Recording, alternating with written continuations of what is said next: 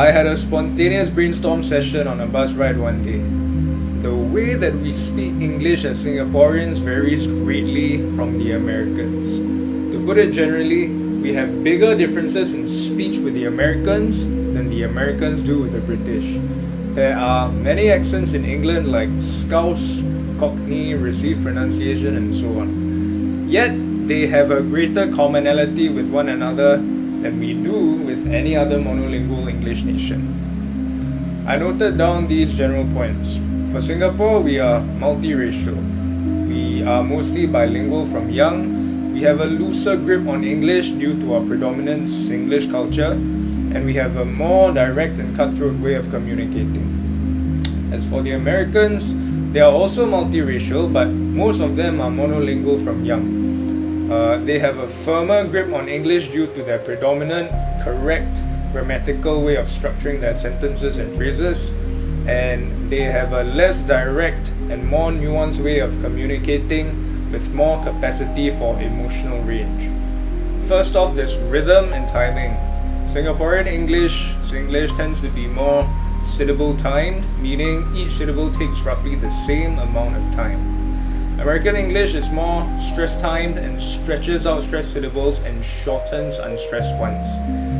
This gives American English a more bouncy rhythm, while Singaporean English sounds more clipped and even. Studies measuring rhythm in Singapore and British English, which American English also falls under in stress time norms, show this pattern clearly. Next is intonation and tone. Singaporean English usually has flatter pitch and less dramatic rises and falls than American English. This affects how emotion and emphasis is conveyed. American English uses pitch variation to signal excitement, agreement, or disagreement, while Singapore English relies more on context and shared understanding to get the same point across. Pronunciation is also different. Acoustic studies of vowels and consonants show that Singaporean speakers produce some sounds differently than Americans, including differences in diphthong quality and consonant transitions.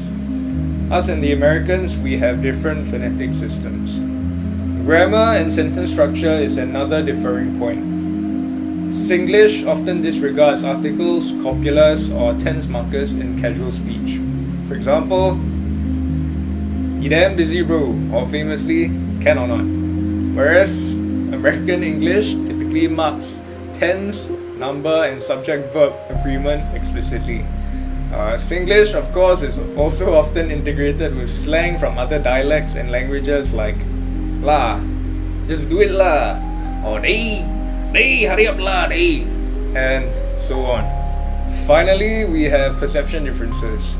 Psycholinguistic research shows that speakers of different English varieties will interpret lexical or tonal cues differently. For example, a phrase that sounds neutral in Singaporean English may feel emotionally charged to an American listener because of pitch expectations. To sum up, we differ quite drastically in terms of our speech. There are measurable differences, and understanding these differences can help to open up and explain a whole wave of differences across many other layers between our people. These differences could include psychological ones, social, cultural, and lexical. We will continue to look into these differences and discuss what they ultimately represent.